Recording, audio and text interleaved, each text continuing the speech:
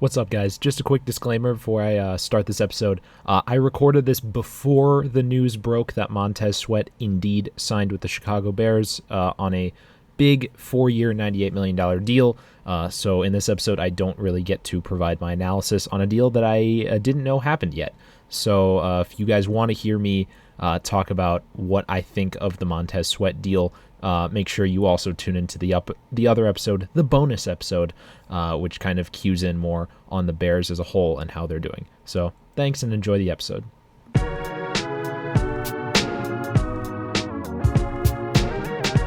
What's up, everyone, and welcome back to another episode of the Commissioner's Office podcast. My name is Daniel, and thank you all for tuning in. I know it has been about a month since my last episode, but, I've been a little busy here getting adjusted to college, but as the NFL season kind of starts to heat up a little bit and the playoff picture comes into view, I'm trying to get some episodes out, a little more regularly for all of y'all, because I got a lot to say when it comes to this NFL season. It's been very interesting. So, as I'm sure most of you know, the NFL trade deadline was last Tuesday, I believe, and a lot of deals went down, so no trades are allowed to happen for the rest of the season, but a lot of teams got some deals done before that deadline. So in today's episode, we're going to be covering what just happened at the trade deadline, all the deals that were made, kind of who I thought won each deal, and just my overall thoughts to it. Now, there is kind of a special caveat to this episode, as this episode that you're listening to right now is actually one of two Commissioner's Office episodes that will be premiering today at whenever I upload this. Hopefully today is Friday, so hopefully this Friday you'll be able to hear it. Maybe Saturday I'll get it done. But there are two episodes premiering. So one episode, the one you're listening to right now, that's going to be on the NFL trade deadline. Obviously, if you're listening to it, it has come out. And the other episode will probably have come out by then too, which is kind of reevaluating where the Bears are halfway through the season. I have had so much in my brain building up that I wanted to get out multiple episodes, but I didn't want to just do my patented season 1 Commissioner's Office 1 hour 20-minute episode. I wanted to break it up a little bit so it's a little more digestible for you guys. But I have a lot to say. As always, my average podcast episode is 40 minutes long, and this is why, because I'm just rambling. So without further ado, we might as well get into it. Here's every deal that went down at the trade deadline.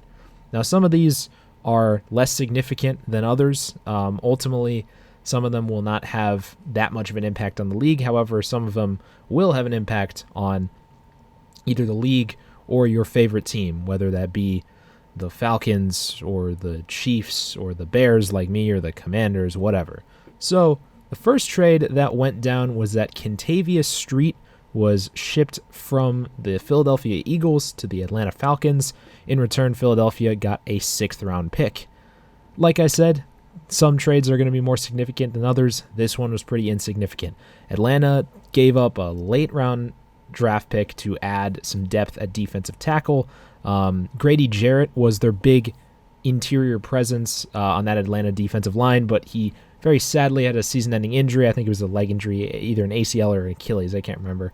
And he was having a good season, so now he's out for the season. Kentavius Street is a solid player. He really hasn't found a lot of playing time with the Eagles this season. I wonder why. They have probably the best defensive front in football. He's only played 87 snaps this season, so not really a lot of play time. You may wonder why Atlanta is making this move, but actually the Atlanta Falcons are leading the NFC South right now.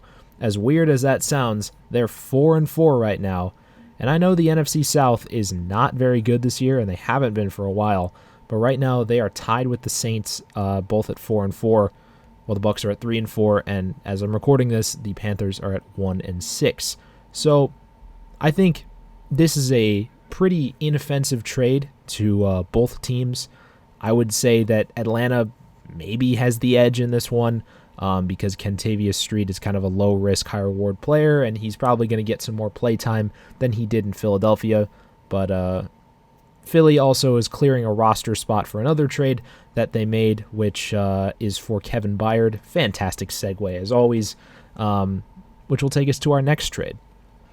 Oh yeah, before I get into the next trade, I forgot to mention, when I was editing the previous episode that I did about a month ago, that was the first episode I recorded in my college dorm, and I noticed just how loud it was because, in Maryland it's been really, really hot. So, and I'm in a dorm that I'm just gonna say lacks circulation, so we have about like 1,000 fans in our room, and so by the time I was recording that episode, it was very, very hot outside, and we had all these fans going. But now it's about 60 degrees here, which is very nice. So I was able to turn the fans off, so hopefully it's a little quieter for you guys. Anyway, the next trade, and this was probably the first one that took place, it was Kevin Byard, the all-pro safety for the Tennessee Titans, was moved to the Philadelphia Eagles. In return, Tennessee got Terrell Edmunds and a 4th and 6th round pick in 2024. This is a pretty insane trade when you think about it. Kevin Byard is a fantastic player. He's, I believe, a 2-time Pro Bowler and a 1-time All-Pro. Yeah, 2-time Pro Bowler, 2-time All-Pro, but they shipped him out of town. He was a fan favorite there, and he goes to an already loaded Philadelphia defense that just continues to make really, really solid trades. This is a pretty good trade for both sides. I will say for Philly, I mean, it's pretty good value. You're giving up Terrell Edmunds, who obviously Byard is going to be replacing, and then a 4th and a 6th round pick. 4th round pick might sting a little bit with, how good the Eagles have been drafting down the board the last couple seasons, but still. According to PFF, since 2020, Kevin Byard has a 92.3 overall coverage grade. PFF style statistics are usually on a 100 scale, so he is the highest rated defender in that metric since 2020, which is pretty insane. He's also on pace to set a career high in tackles this season, which is pretty good. He already has 54. Overall, I would say Philadelphia wins this trade. Not necessarily that's a bad trade for the Titans. They obviously have not had the season that they wanted so far. They're 3-5, although Will Levis has looked okay so far. I think better than a lot of people were expecting, but still, it always stings when you're trading away an all-pro like Kevin Byard. But they do get Terrell Edmunds back, who's kind of a young safety who's been pretty solid this season. He was a first-round pick by the Steelers a couple seasons ago. And, Kevin Byard, he's under contract until 2024, so the Eagles, this is not a rental. They have him for another year, but it kind of seemed like the Titans were getting ready to move on from him anyway, as it seems like they're going to go into a little bit of a rebuild here. They didn't deal Derrick Henry, though, which was interesting. They've been talking about trading Derrick Henry for years, or at least there have been rumors about it, but once again, they held on to him, so they have an interesting offseason ahead. So that'll take us to the third trade, and that was Rasul Douglas, the cornerback formerly of the Green Bay Packers, was dealt along with a 5th-round pick to the Buffalo Bills. In return, Green Bay got a 3rd-round pick in 2024. And, this was actually a surprisingly strong return. I was not expecting this trade really at all, and that's for a couple reasons. For one, this is a pretty solid move for the Bills. With the injury to Tre'Davious White, that guy just cannot catch a break. Another season-ending injury. Buffalo really needed another corner, and they paid a pretty good amount for Rasul Douglas, who has been really good. I understand he has had this career resurgence with Green Bay, and he's been fantastic. He made a Pro Bowl, and Buffalo, their offense is fine. Josh Allen seems to be humming. Stephon Diggs is having another great season, but the defense has been the issue, although they've looked okay so far. But Buffalo has been fairly quiet at the deadline in recent years, but they make a nice move here to get Rasul Douglas.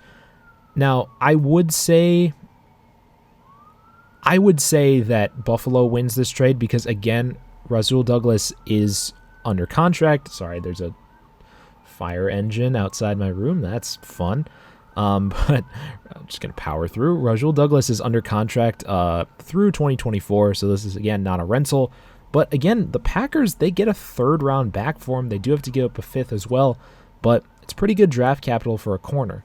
Now, I would say that the reason why I was surprised to see this trade even happen in the first place is, frankly, just because I'm used to the Packers contending. And while they're not out of the woods in the NFC North because they have not been very good this year, it's still very surprising to see the Packers selling at the deadline, because normally they just don't even do anything.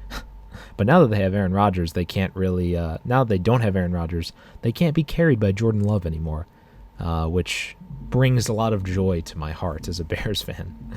But yeah, overall, I think Buffalo wins this trade. They've been shaky on defense this season. They're 20th in total yards, which is not where you want to be. All right, another trade that happened was that Donovan Peoples-Jones left the Cleveland Browns for the sunny skies of Detroit, as he goes to the Lions. In return, Cleveland gets a 6th-round pick in 24. Again, this is not a super important trade, or at least I don't think it will be, but this is kind of a buy low option for the Lions at the deadline. Donovan Peoples-Jones went to college at Michigan, so he's kind of local to the area, and he really hasn't done this very much with the Browns this season. And I understand that the Browns, they have just not had the season that really people have thought. There's been this quarterback carousel. Deshaun Watson just kind of off and on injuries, and their defense has been great, but their offense just has not been very good. But when you look at DPJ's stats this year, he's got 8 receptions for 97 yards, no touchdowns. Last year, he was really good. He had 61 catches for 839 yards and 3 touchdowns. So he's really kind of dropped off in production this year, in a year where they're hoping that he would be that good number 3 option. So again, I think the Lions win this trade. Cleveland is getting rid of depth.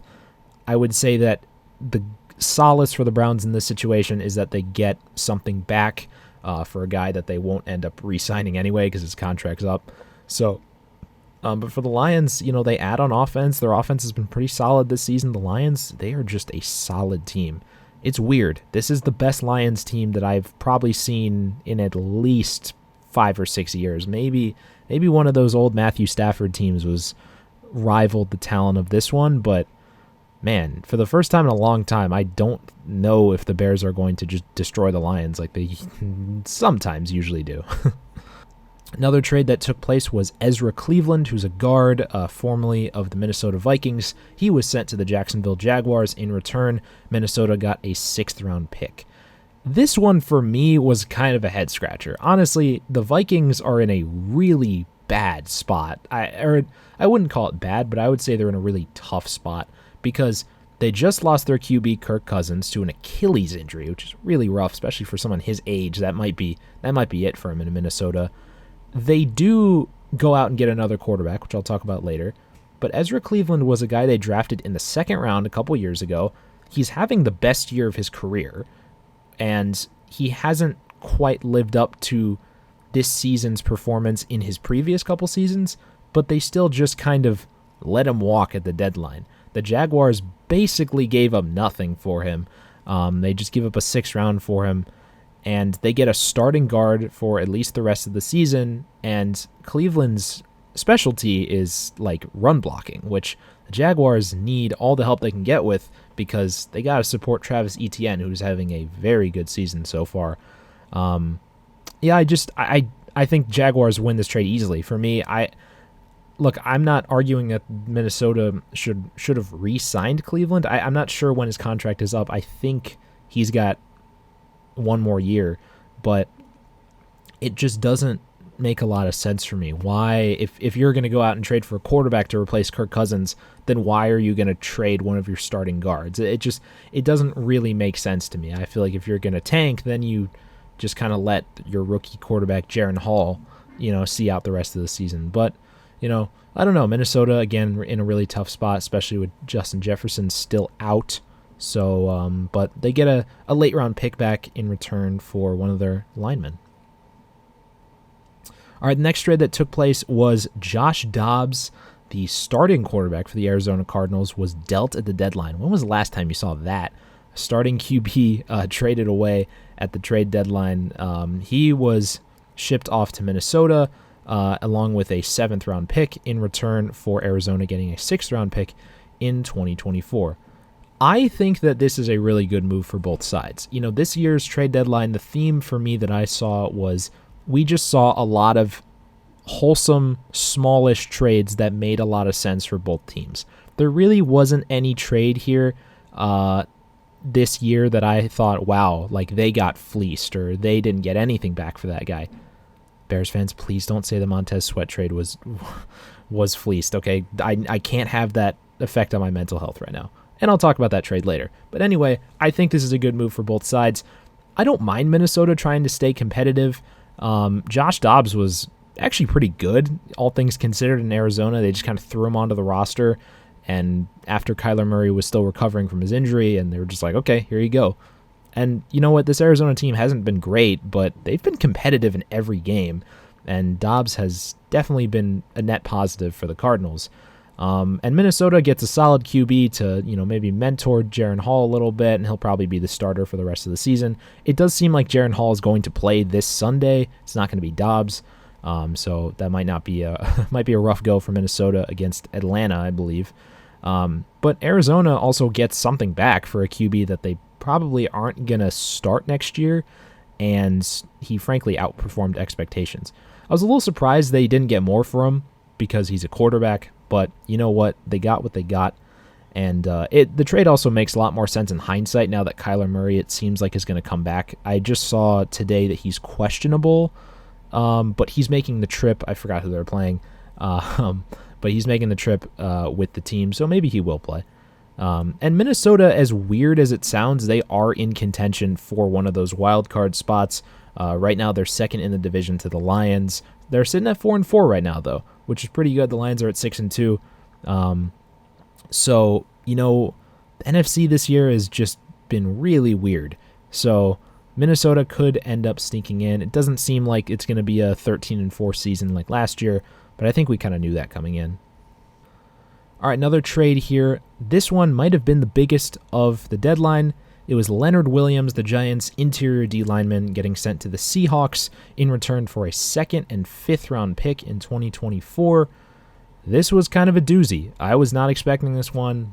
Giants have not had the year that they were expecting. This is just, to me, kind of a Bears type year. You have a shaky quarterback with a really good defense. The next season, the quarterback gets injured and the defense regresses, and the fan base questions if the head coach is truly good at his job. Sounds like every Bears season to me for the past 15 years. So I feel for Giants fans, but New York are still paying a significant part of Leonard Williams' salary. He signed this crazy deal a couple years ago. I think it was 3 years, $63 million. So he got a lot of money. This is for a guy who's only a one-time Pro Bowler. Granted, he's very good. He had 11.5 sacks a couple seasons ago, but this was a big trade for both sides. Both sides are giving up a lot here, so the Giants still have to pay for his contract, but Seattle gives up pretty significant draft capital in the form of a 2nd-round pick.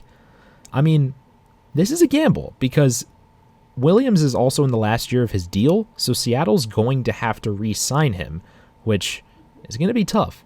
And if they choose to let him walk, that could go down as a bad trade depending on how they do at the end of the season. Seattle right now is actually in a really weird spot, and by weird I mean good, because they're leading the NFC West. They're at 5-2 right now. Granted, it's because they had a bye. San Francisco hasn't, so they're 5-3.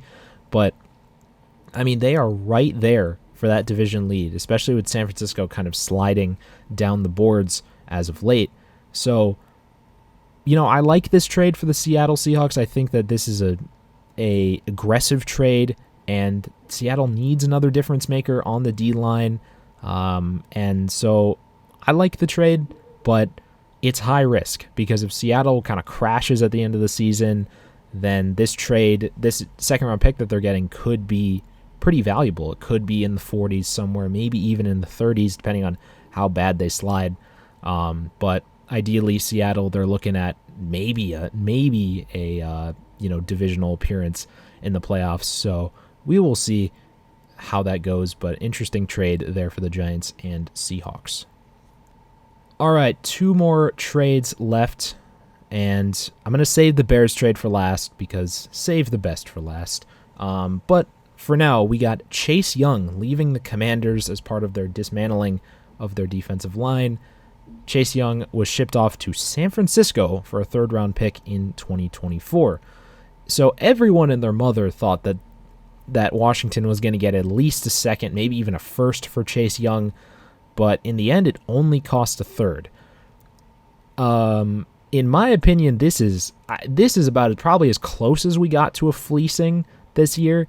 I mean, this is a really good trade for San Francisco, even if it's just a rental, because Chase Young is near the end of his rookie deal, so I think he's hitting free agency this year, which means, like, I highly doubt San Francisco's actually going to re-sign him because they're already paying Nick Bosa. They're already paying, I think they're paying Deebo Samuel. They're paying a lot of players on their team. They're paying Christian McCaffrey for one. That's another one. They're paying Trent Williams, another big contract. So San Francisco doesn't have, I don't think they're going to spend their money on Chase Young. But this is a really good, relatively low risk in that they're only trading a third-round pick for him, and then they're getting Chase Young, who is the second overall pick. I mean, if he can play up to his potential, and he has for a fair amount of this season, man, watch out offensive lines, because him and Nick Bosa coming at you is not a fun time for any quarterback. The big concern with Chase Young is injuries. Obviously, he tore his ACL a couple years ago. He's just been dealing with a lot of injuries, so durability is a factor. But again, if he can stay healthy, that's going to be a very dangerous tandem with his old college teammate, Nick Bosa. I think the return for Washington is kind of underwhelming. That's why I think San Francisco won this trade.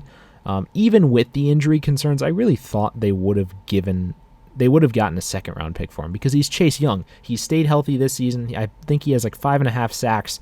I mean, you could argue that his, defensive statistics are a little inflated because of how good Washington's D-line is, but I just don't really buy that. I think he's having a really good season.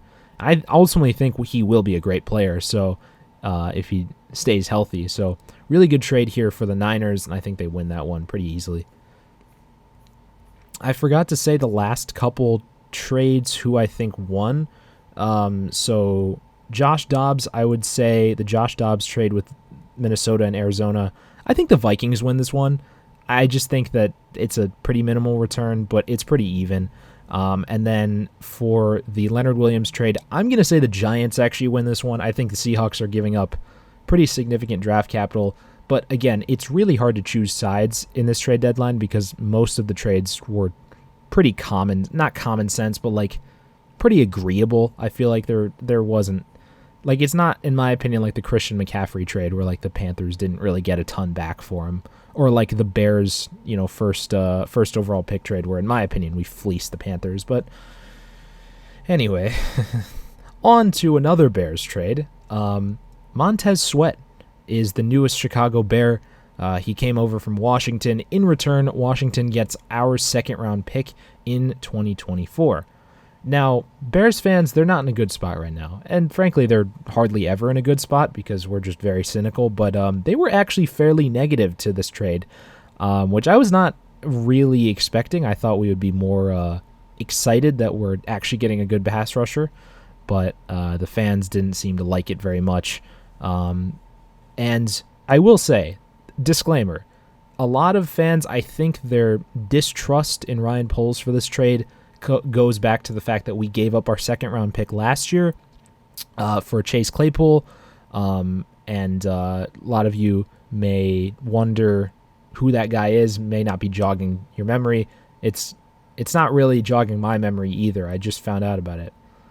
Locker room cancer? Never heard of her. So yeah, obviously that trade was horrible. It was a really bad trade. It's probably easily the worst thing that Poles has done in his short tenure as GM. This is not the same as the Chase Claypool trade. This is absolutely not the same. The only thing that is the same is that we're giving up our second round pick. Montez Sweat is a proven player, nor does he have the same like locker room issues and maturity problems that Chase Claypool demonstrably had. I'm not saying that this is a perfect trade. Frankly, I think we kind of overpaid, and it's going to look especially bad if we don't re-sign him. Like, this would be a catastrophe if we give up a second-round pick for him, which is probably going to be like 37 overall, maybe it's 37th overall, and we don't re-sign Montez Sweat. Like, look, this is a trade that is kind of a gamble, and I don't think it's as much of a gamble as the Chase Claypool trade was, but look, it's going to cost a lot of money if we actually re-sign him. I saw a lot of people, their opinion was that we shouldn't have made this trade because essentially now we're giving all of the leverage to Montez Sweat and his agent to basically just name a number and the Bears will take it. I don't think it's that simple, but I get where you're coming from. I was listening to a podcast today. They were saying that the number for Montez Sweat's like yearly salary is going to be somewhere in like the mid-20s. That's pretty expensive. The upper echelon is like kind of around the low 30s, 30 million, I would say. And I should say 27, 25 is kind of what they think Montez Sweat is going to be asking for. So I understand that. That is a gamble. They're giving up the second round pick. I think they'll get it done. I find it hard to believe that Ryan Poles would make this trade if he was not like 99% sure, if not 100% sure, that he was going to re-sign Montez Sweat. Because there's frankly no point of giving up that significant draft capital for a guy who's just going to walk in free agency. And at the very least, if he doesn't want to sign immediately, they got the franchise tag in their pocket, so they could use that on Montez Sweat. But they also only get one, so they're going to have to make sure that Jalen Johnson is re-signed if they want to franchise tag Sweat, or vice versa. So just putting all of that contract nonsense aside, I think that this is a fantastic trade for the Bears on paper. I mean, we need a pass rusher. I mean, we spent a lot of our draft capital on interior defensive linemen. We did nothing to address the pass rush position except for sign Yannick Ngakoue, who's been kind of whatever. Montez Sweat, he has 6.5 sacks in the season, I believe. This is a good trade. I mean, Washington built a fantastic defensive line down there. They still have Allen and Payne on the interior, and they've kind of taken away their edges. But I like this move for the Bears. He's a good player. He's big. He's long. Like, athletically, he is very, very talented, especially for that position. So I'm excited to see what he does. But obviously, the anxiety for Bears fans comes with, like, okay, we gave up a second-round pick for this guy. Are we going to re-sign him? I think we will. Knock on wood. I'm knocking on my desk, which you guys can't see, but you probably can hear it. Knock on wood, we will re-sign him. And, you know, for the Commanders, they get a high second-round pick likely for a guy that they probably won't re-sign anyway. A lot of people, if you're wondering why the Commanders haven't re-signed Montez Sweat or Chase Young for that matter, it's because that Daron Payne and Jonathan Allen both got really expensive deals off of their rookie contracts. Daron Payne got like $98 million or something like that. I think it was 96 over 4 years. So they've already spent a lot of money. They just don't have the money to re-sign either one of their edge rushers. That's why they traded him. Optimistically, I would like to say that the Bears will win this trade in the long run, but I think we overpaid just a little bit. But I'm not freaking out. I'm glad we made this move, and I'm glad that hopefully we have a good pass rusher for the next 2 to 3 years. All right, so that is going to bring this episode to an end. I want to thank everyone for tuning in if you've made it this far. If you enjoy hearing me talk about football or sports, make sure to check out my page on Spotify or Apple Podcasts, wherever you're listening to it. And make sure to also, if you haven't already, listen to the bonus episode that's dropping. That is on the Bears and my evaluation of them through this midseason. I promise by the time you're done listening to this one, the other episode will already be up. And once again, I would like to thank everyone for listening to this episode of the Commissioner's Office. I really appreciate each and every one of you who listen to this show. And if you have suggestions for another episode, make sure to hit me up and let me know what you want me to talk about. I'm always looking for suggestions on future episodes. So thanks for listening, everyone, and I'll see you all next time.